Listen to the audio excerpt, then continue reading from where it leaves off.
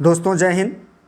UP exams YouTube channel में आप सभी लोगों का बहुत बहुत स्वागत, आभार, वंदन एवं अभिनंदन। इस चैनल के माध्यम से हम आप लोगों को पूरे देश विदेश की महत्वपूर्ण जानकारियाँ उपलब्ध कराने का प्रयास कर रहे हैं। यदि आप लोगों को हमारी ये जानकारियाँ अच्छी लगें तो आप इसको अन्य लोगों तक भी शेयर करें। अभी ये जानकारियाँ जो हम आप लोगों को दे रहे हैं ये बिल्कुल मुफ्त है। आप लोग इसका अधिक से अधिक लाभ उठाएं, शेयर करें, लाइक करें, इसको आगे बढ़ाएं। जैसा कि आज हमारा ये टॉपिक जो है ये बहुत महत्वपूर्ण टॉपिक है। अभी ये हुआ भी, ये G7 से संबंधित है। हम इसमें आप लोगों को बताना चाहेंगे कि ये कब इसका गठन हुआ, कौन कौन से सदस्य देश हैं, इसका काम क्या हुआ, इसमें समय समय पर क्या चेंजिंग्स आए, इन सभी चीज़ों का हम आप लोगों को एकदम शानदार तरीके से बिल्कुल विस्तृत वर्णन के माध्यम से आप लोगों को बताना चाहते हैं, ताकि आप लोग इसको अच्छी तरीके से समझ करके और इसका लाभ उठा पाएँ। तो एग्ज़ाम की दृष्टिकोण से भी ये महत्वपूर्ण होता है। अब आप इसमें देखिएगा G7 क्या है। तो सबसे पहले तो हम ये समझ लें कि G7 जो यहाँ पर आप लोगों को दिख रहा है टॉपिक, G7 क्या है, ये G क्या है और 7 क्या है, ये G क्या है और 7 क्या है। ये G और 7 को समझने के लिए हमें इसके पूरे बायोडाटा को समझना पड़ेगा। तो सबसे पहले जो है ये एक ऐसा ग्रुप है जिसमें 7 बड़े देशों को शामिल किया गया है। बड़े देशों का मतलब ये हो गया कि अभी हम देशों के भी नाम बताएंगे आपको, उनके क्या उसमें भागीदारी है और किस तरीके से वो अपना योगदान इसको डेवलप करने के लिए देते हैं, कब सदस्य बना, कब निकला, इन सभी चीज़ों की जानकारी आप लोगों को दिया जा रहा है। तो सबसे पहले हम इसके बारे में अध्ययन करेंगे, वो देखेंगे इसकी स्थापना। तो G7 की जब स्थापना हुई थी तब ये वर्ष 1975 में ये G6 के रूप में जाना जाता था। किस रूप में जाना जाता है? G6 के रूप में। मतलब जितने देश सदस्य देश रहेंगे उतने उसी के हिसाब से इसका नाम G6 था। ये तब इसमें सदस्य देशों की संख्या 6 थी। क्या कहते हैं? औपचारिक समूह इसका विश्व की 7 प्रमुख विकसित एवं औद्योगिक अर्थव्यवस्था का एक मंच है या कोई संधि आधारित संगठन नहीं है। मतलब कहने का मतलब यह है कि जो विश्व के 7 बड़े देश हैं, इन 7 बड़े देशों ने मिल करके इस ग्रुप को बनाया हुआ है। ये कोई क्या कहते हैं संधि संगठन नहीं है। मतलब ये संधि के आधार पर गठित सदन नहीं है। यह एक साझा मंच है जो इन सभी लोगों के सहमति से बना हुआ है, जिसमें किसी प्रकार की कोई संधि या कोई दबाव या कोई जबरदस्ती नहीं है। ये केवल इन लोगों ने इस तरीके से बनाया हुआ है कि हम लोग यहाँ पर एक बार इकट्ठा होंगे और इसमें जो देश विदेश में माने विश्व स्तर पर जो संकट है, जो समस्याएं आ रही हैं, उसको यहाँ से क्या कहते हैं अपने मंच के माध्यम से पूरी दुनिया को एक नया संदेश देंगे और उस पर काम करेंगे। तो यहाँ पर इनका उद्देश्य देखिएगा ये लोग वैश्विक अर्थव्यवस्था पर काम करते हैं, व्यापार पर काम करते हैं, सुरक्षा प्रदान करने का काम करते हैं, और सबसे बड़ी बात जो है वो जो ग्लोबल वार्मिंग चल रही है, पूरी दुनिया जिससे त्रस्त है, डर रही है कि आगे के समय में क्या होगा, ऐसे जलवायु परिवर्तन वाले मुद्दे पर बहुत ठोस कदम उठाते हैं। ऊर्जा जैसे चीज़ों पर, जैसे आज नवीकरणीय ऊर्जा के बहुत स्रोत डेवलप हो रहे हैं, वो चाहे वो सोलर के हों, चाहे इस तरीके की चीज़ों पर चर्चा करते हैं। अंतर्राष्ट्रीय मुद्दे और अंतर्राष्ट्रीय मुद्दों पर चर्चा करके उस पर सहयोग करने का काम करते हैं। जहां विश्व के जिन भागों में जो चीज़ें समस्याग्रस्त होती हैं वहां पर मदद पहुंचाने का काम करते हैं, उस पर ध्यान दिलाने का काम करते हैं, दुनिया का ध्यान उधर खींचने का काम करते हैं। तो ये महत्वपूर्ण है G7। ये इनका उद्देश्य है। ये पूरी दुनिया में वैश्विक अर्थव्यवस्था, व्यापार, सुरक्षा, जलवायु परिवर्तन, ऊर्जा जैसे अंतर्राष्ट्रीय मुद्दों पर बहस करते हैं, सहयोग करते हैं, चर्चा करते हैं और उस पर काम करते हैं। इसमें EU की भूमिका देखिएगा। EU का मतलब हो गया यूरोपीय यूनियन। यूरोपीय यूनियन का मतलब हो गया जो यूरोप के देश हैं उनका एक संगठन होता है।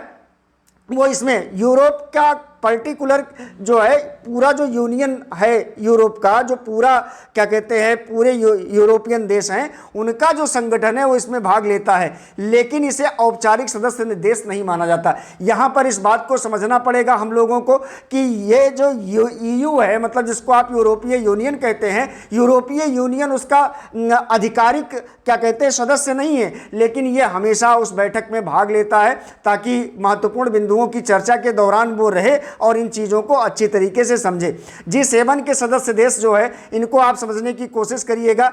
जो संयुक्त राज्य अमेरिका, भाई हमने आप लोगों को पहले बताया कि G7 में जो सदस्य देश हैं वो कौन से देश हैं, वो देश हैं जो शक्तिशाली हैं, जो ताकतवर हैं, जो आर्थिक दृष्टि से क्या कहते हैं मजबूत है और ज़्यादातर कैपिटलिस्ट हैं, मतलब जिनके पास धन ज़्यादा है और क्या कहते हैं ऐसे देश इसमें क्या कहते हैं सम्मिलित हैं। तो इसमें जो पहला नाम आता है उसका संयुक्त राज्य अमेरिका, जिसको आप यूनाइटेड स्टेट के नाम से जानते हैं, दूसरा कनाडा है आपका, तीसरा फ्रांस है आपका, चौथा यूनाइटेड किंगडम जिसको आप इंग्लैंड के नाम से जानते हैं, पांचवा आपको जर्मनी, छठवां आपका इटली और सातवां आपका क्या कहते हैं जापान।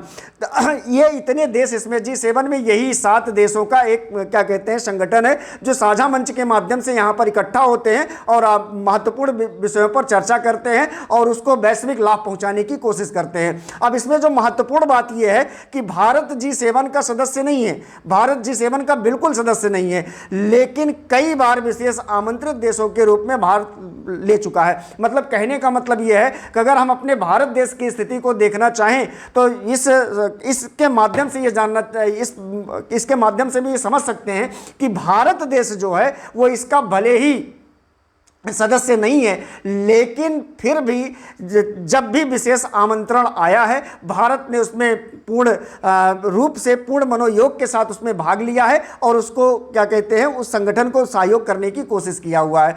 तो अगर हम इसको परीक्षा की दृष्टि से याद करना चाहें तो इसको एक ट्रिक के माध्यम से बनाया गया है, जैसे U² + C + FGIJ, मतलब इसमें U² में आप 2 U, एक तो यूनाइटेड स्टेट है और दूसरा यूनाइटेड किंगडम, तो जिसमें अमेरिका और इंग्लैंड हो गए। C का मतलब हो गया कनाडा, F का मतलब हो गया फ्रांस, G का मतलब हो गया जर्मनी, I का मतलब हो गया इटली और J का मतलब हो गया जापान। तो अगर इसको आप ऐसे याद कर लेंगे तो आपको हमेशा याद रहेगा कि G7 के सदस्य देश कितने हैं और उनके नाम क्या हैं। U² + C + FGIJ। आप देखिएगा G6 से G8 और पुनः G7 तक का सफ़र, जैसे कि हमने आप लोगों को बताया कि जब इसका गठन हुआ था जब इसका गठन हुआ था तो इसमें 6 देश थे, फिर इसमें धीरे धीरे करके 8 देश हो गए, फिर इसका क्या कहते हैं सदस्य देश हटा और ये 7 हो गए। तो वर्तमान में इनकी संख्या कितनी है, वो 7 है, इसलिए इसको G7 के नाम से जाना जाता है, इस संगठन को G7 के नाम से जाना जाता है। अब ध्यान दीजिएगा G7 जो है ये 1975 में G6 का गठन फ्रांस के रैम्बुये में पहली बैठक हुई थी। इसका पहली बैठक कहाँ हुई थी इसकी, फ्रांस के रैम्बुये में इसकी पहली बैठक हुई थी। 70 के दशक में तेल संकट पर चर्चा किया था इन लोगों ने। इसका प्रवर्तक जो है ये बेरली गिस्कार्ड्स स्टेइंग एंड हलमंट स्मिड्स, ये तो 75 में थे। प्रवर्तक इसके जो थे वो थे जिन्होंने इसको बनाया, मतलब जिन्होंने इसका स्थापना किया। 1976 में आप देखिएगा G7 बना, क्योंकि इसके जब शुरुआत में इसका गठन हुआ था तो केवल 6 सदस्य थे, लेकिन क्या कहते हैं 1976 में कनाडा आकर के इस समूह में शामिल हो गया तो ये बन गया G7। यहाँ पर ये समझिएगा, यहाँ से प्रश्न हो सकते हैं कि कब ये जो है 6 था और कब इसके सदस्य देशों की संख्या 7 हो गई। 98 में क्या हुआ कि जो है रूस जो था वो इसका सदस्य देश बन गया और जैसे ही इसका सदस्य देश बना इसका नाम हो गया G8, इसका नाम क्या हो गया G8 हो गया। लेकिन 2014 में रूस द्वारा क्रीमिया के विलय के बाद रूस को निलंबित कर दिया गया। जब रूस ने क्रीमिया को अपने में विलय कर लिया तो जो इसके आधिकारिक सदस्य देश थे उन लोगों ने रसा को इसमें से बाहर निकाल दिया। अब इसका कोई अस्थायी मुख्यालय नहीं है, कोई परमानेंट मुख्यालय नहीं है। G7 एक अनौपचारिक समूह है, इसका ना तो कोई अस्थायी सचिवालय है और ना ही कोई अस्थायी मुख्यालय है। तो इस बात को समझिएगा, जैसे आप देखेंगे संयुक्त राष्ट्र संघ का मुख्यालय है, ठीक है, और क्या कहते हैं सबके जितने भी आप देखेंगे IOC फलाना धमाका जितने भी संगठन हैं, सारे संगठनों के क्या हैं अपने मुख्यालय हैं, अपने क्या कहते हैं सचिवालय हैं, लेकिन इसका कोई ना मुख्यालय है ना कोई सचिवालय है। हर वर्ष G7 की अध्यक्षता सदस्य देशों के बीच बारी बारी से बदलती रहती है। जिस देश के पास अध्यक्षता रहती है वही उस वर्ष बैठक का आयोजन करता है। बहुत अच्छी तरीके से इन लोगों ने इसका गठन किया हुआ है कि मतलब किसी पर ज़बरदस्ती लोड नहीं डालना है कि इसमें जो भी G7 में जो भी अध्यक्षता वही करेगा जो इसका उस समय सदस्य रहेगा। मतलब कहने का मतलब यह है कि G7 की अध्यक्षता सदस्य देशों के बीच बारी बारी से आती है। जब जिसका नंबर रहेगा उसी के पास उसकी अध्यक्षता रहेगी, वही उसका आयोजन कर देगा। तो ये बात एकदम क्लियर है। G7 की कार्यप्रणाली इसको समझिएगा आप। शिखर सम्मेलन, राष्ट्राध्यक्ष मिलते हैं और अंत में संयुक्त घोषणा जारी की जाती है। मतलब ये जो इनकी कार्यप्रणाली है इसको समझने का काम किया जाए कि सबसे बढ़िया सबसे अच्छी बात क्या करते हैं, जब ये अपना शिखर सम्मेलन करते हैं तो सारे देशों के राष्ट्राध्यक्ष यहाँ पर मिलते हैं और संयुक्त रूप से यहाँ पर अपनी घोषणा को जारी करते हैं। दूसरा, अध्यक्षता इसकी जो है वार्षिक अध्यक्षता एजेंडा और प्राथमिकताओं का निर्धारण करती है। ये भी महत्वपूर्ण बात है कि जो इसकी अध्यक्षता करता है वो एक वर्ष का पूरा एजेंडा और उसकी प्राथमिकताएं क्या क्या हैं इन सभी चीज़ों को बताने का प्रयास करती हैं। अगला है मंत्री स्तरीय बैठकें, माने वित्त, विदेश और स्वास्थ्य मंत्रियों की अलग अलग बैठकें नीतिगत सुझाव देती हैं। मतलब ये कहाँ कहाँ किन किन मुद्दों पर काम करना है इस चीज़ को यहाँ पर क्लियर करने का काम करती हैं। अगला है कार्य समूह, विभिन्न विषयों जैसे ऊर्जा, पर्यावरण पर विशेषज्ञों और अधिकारियों के समूह रिपोर्ट तैयार करते हैं। ये भी आप समझिएगा कि ये कार्य जो इनका है, ये कार्य समूह बहुत महत्वपूर्ण है, क्योंकि जैसे ऊर्जा और पर्यावरण जैसे मुद्दों पर इनके विशेषज्ञ बैठ करके उस पर अपनी जो सामूहिक रिपोर्ट तैयार करते हैं, उसी के हिसाब से पूरे वर्ष भर काम किया जाता है। काम करते हैं ये लोग कि कहाँ कहाँ क्या क्या चीज़ें फंडिंग करनी है, किनको सुधार करना है, किनको घटाना है, किनको बढ़ाना है, ये सारी चीज़ें यहाँ पर नियत करते हैं। अब जैसे सर्वसम्मत का सिद्धांत इनका क्या है कि अधिकांश निर्णय सर्वसम्मत से लिए जाते हैं, कोई कानूनी रूप से बाध्यकारी नहीं है और मतदान प्रणाली नहीं होती है। कहने का मतलब ये, जैसे यूएनओ में कोई काम कराना हो तो वहाँ पर आपको क्या कहते हैं, वहाँ पर आपको मतदान कराया ही जाता है। जब तक कई लोग मतलब जो उसके कोरम होते हैं वो पूरे नहीं हो जाते हैं, तब तक वो उसकी बैठक ही नहीं सफल हो पाती है। लेकिन यहाँ पर ऐसा कुछ नहीं है। G7 के जितने भी सदस्य देश हैं वो सर्वसम्मति से अपनी बैठक करते हैं और उस बैठक में जो भी निर्णय ले लेते हैं सर्वसम्मत से सारे लोग मिलकर के काम करते हैं। कोई इसको मानने के लिए बाध्यकारी नहीं होता है। लेकिन वो चूँकि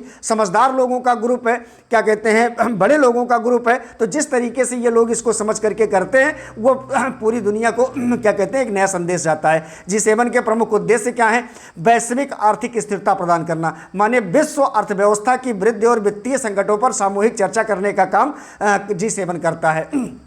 मतलब पूरे विश्व की अर्थव्यवस्था की वृद्धि और वित्तीय संकटों पर सामूहिक चर्चा करते हैं। जलवायु परिवर्तन जैसे मुद्दों पर ये पूर्ण रूप से काम करते हैं कि मतलब जैसे CFC हो गया, या क्या कहते हैं जहाँ पर कार्बन उत्सर्जन ज़्यादा हो रहा है, जहाँ पर क्या कहते हैं ज़्यादा प्रदूषण बढ़ रहे हैं, ऐसी चीज़ों को रोकने का काम करते हैं, ऐसी चीज़ों को घटाने का काम करते हैं, ऐसी चीज़ों को बंद करने का काम करते हैं। मतलब ऐसे वैश्विक मुद्दों, जलवायु परिवर्तन जैसे मुद्दों पर ये पूर्ण रूप से बहस करके और उस पर कार्य करने का काम करते हैं। अगला, विकासशील देशों की सहायता। ऐसे देश जो विकासशील देशों की श्रेणी में हो, चाहे भारत हो गया, चाहे पाकिस्तान हो गया, ऐसे कोई भी देश जो अभी विकासशील की श्रेणी में है, वहां से गरीबी उन्मूलन, स्वास्थ्य और शिक्षा में सहयोग देने की बात ये करते हैं और पूर्ण रूप से उसको देते भी हैं। और क्या कहते हैं, वहाँ की प्राथमिक शिक्षा, वहाँ की क्या कहते हैं इंटरमीडिएट शिक्षा, या वहाँ की उच्च शिक्षा, या वहाँ का स्वास्थ्य, या वहाँ का जो गरीबी का स्तर है, इन सभी चीज़ों पर काम करते हैं। विश्व बैंक से पैसा दिला करके या स्वयं फंडिंग करके वहाँ पर उनको बहुत अच्छी तरीके से सहयोग देने का काम करते हैं। अंतर्राष्ट्रीय व्यापार, मुक्त एवं निष्पक्ष व्यापार को प्रोत्साहित करने का काम इनका G7 समूह करता है। वैश्विक सुरक्षा, मतलब आतंकवाद से सुरक्षा, साइबर सुरक्षा और क्षेत्रीय संघर्षों पर सहायता प्रदान करने का काम करता है। मतलब ये पूर्ण रूप से इस बात के लिए क्या कहते हैं, ये उद्यत होते हैं कि लग करके वैश्विक सुरक्षा व्यवस्था को मेंटेन करने का काम किया जाए। कहीं पर भी ऐसा ना हो कि ज़बरदस्ती कोई देश किसी देश के ऊपर आक्रमण कर दे और क्या कहते हैं उस पर दबाव ना बनाया जाए। तो अगर ऐसा कहीं पर होता है तो ये सदस्य देश जो है 7 देश, ये मिल करके उसके ऊपर दबाव बनाते हैं कि युद्ध विराम किया जाए, इस समस्या को समाप्त किया जाए, और जो भी उनकी पंचायतें होती हैं उनको निपटाने का काम करते हैं। स्वास्थ्य चुनौतियाँ, जैसे महामारी हो गया, कोई पेंडेमिक आ गया, जैसे अभी कोरोना था, या जो भी बीमारियाँ इस तरीके से अगर कोई पेंडेमिक बीमारी आ गई तो उस पर मिल करके सारे दो देश क्या कहते हैं उस स्वास्थ्य संबंधी जितनी भी समस्याएं होती हैं उन पर विस्तृत चर्चा करके उनको रोकने का, उनके रोकथाम का, उनके क्या कहते हैं दवाइयों का, सभी चीज़ों का इंतजाम करने का काम करते हैं। अर्थात दुनिया को वैश्विक संकटों से, इस तरीके के वैश्विक संकटों से बाहर निकालने का काम करते हैं। ये G7 का उद्देश्य है। अब 52वां G7 शिखर सम्मेलन 2026 आप देखिएगा, इसीलिए हमने इस टॉपिक को, चूंकि अभी ये हुआ और क्या कहते हैं ये बहुत चर्चा में रहा G7, इसलिए हमने इस टॉपिक को उठाया कि हो सकता है कि आने वाले जो एग्ज़ाम्स हैं वहाँ पर ये आप लोगों को यहाँ से क्वेश्चन बन जाए, यहाँ से क्वेश्चन मिल जाए। तो आप इसका मिशन विवरण देखिएगा। ये संस्करण जो था ये 52वां था। इसकी तिथि 15 से 17 जून 2026। मेजबान देश इसके कौन थे? फ्रांस। स्थान का था एबिया ले वेंस। एबिया ले वेंस में ये इसकी जो है इसका प्रोग्राम हुआ था। अध्यक्ष इसके कौन थे? इमैनुअल मैक्रान, ये जो है इसके प्रेसिडेंट थे। G7 शिखर सम्मेलन 2026 के प्रमुख विषय देख लीजिएगा। पहली चीज़ तो इन्होंने AI, जो आज AI मचा हुआ है, आर्टिफिशियल इंटेलिजेंस, इस पर इन लोगों ने काम करने का बीड़ा उठाया है, क्योंकि AI के माध्यम से बहुत सारी समस्याएं आ रही हैं। तो इसको दूर करने का काम, उसको सुरक्षित करने का काम, जिम्मेदारी से उपयोग करने का काम जो है ये उस पर चर्चा हो रही है कि इसको मतलब एक ऐसे रूप में, जैसे कृत्रिम बुद्धिमत्ता भाई अच्छी चीज़ें हैं, लेकिन इसका सुरक्षित और जिम्मेदारी से उपयोग सारे देश करें, ताकि इससे भविष्य में किसी प्रकार का कोई वैश्विक संकट, कोई क्या कहते हैं खतरा ना हो, सभी लोग सुरक्षित रहें। दूसरा, विकासशील देशों का ऋण संकट और वैश्विक आर्थिक असंतुलन, मतलब वो देश जो लोग कर्जे के बल पर जी रहे हैं, जो क्या कहते हैं ऋण के भरोसे जी रहे हैं, उसमें सभी देश लगभग, उसमें भारत भी है, आपका पाकिस्तान भी है। तो विकासशील देशों में जो ऋण का संकट है उसको बैलेंस करने का काम, जो असंतुलित हो गया है उसको क्या कहते हैं संतुलित करने का काम, इस पर इन लोगों का चर्चा हुआ। अगला, रूस यूक्रेन संघर्ष, ईरान तथा पश्चिम एशिया की स्थिति। आप देखिएगा, चूंकि रूस और यूक्रेन का एक लंबा संघर्ष चल रहा है, 2-3 सालों से लगातार ये दोनों आपस में उलझे हुए हैं, और इधर जो है ईरान और पश्चिम एशिया की जो स्थिति है, चूंकि ईरान पर आक्रमण करने के बाद इजराइल और अमेरिका के पूरी पश्चिम एशिया में अशांति का माहौल बन गया था। तो इस क्या कहते हैं पश्चिम एशिया को संभालने का काम और यहाँ पर युद्ध विराम करना और हर्मुज स्ट्रेट जैसे महत्वपूर्ण चैनलों को खोलना, ताकि दुनिया के तमाम देशों को गैस और क्या कहते हैं तेल इत्यादि की सप्लाई हो सके, इसलिए ईरान और पश्चिम एशिया को शांत रखने का पूरा प्रयास करने का इन लोगों ने जिम्मा उठाया। दूसरी चीज़, ऊर्जा सुरक्षा। ऊर्जा सुरक्षा का मतलब ये हो गया कि जैसे अब तक बिजली केवल कोयले से या पानी से बनती थी, तो तमाम प्रकार के नवीकरणीय ऊर्जा और तमाम जो हो सकता है, जैसे लिथियम बैटरी, ये सब चीज़ों पर काम करने का काम किया है, बातचीत हुई है। महत्वपूर्ण खनिज, मतलब वो जो क्रिटिकल मिनरल्स हैं, इनकी आपूर्ति और इनकी श्रृंखलाओं को मेंटेन करने का काम, कि मतलब जिन देशों को ये मिनरल्स चाहिए, जिन देशों को ये चीज़ें क्या कहते हैं रेयर अर्थ मटेरियल्स चाहिए, उनको ये मिले और उसकी एक श्रृंखला बनी रहे, ताकि वो उन तक पहुंचता रहे और उनका काम सुचारू रूप से चलता रहे। भारत की भागीदारी और रणनीतिक महत्व आप इसमें देखिएगा। प्रधानमंत्री नरेंद्र मोदी को विशेष आमंत्रित देश के रूप में बुलाया गया था, चूँकि आज भारत देश का प्रधानमंत्री क्या कहते हैं ये वैश्विक नेता के रूप में बनकर के उभरे हुए हैं।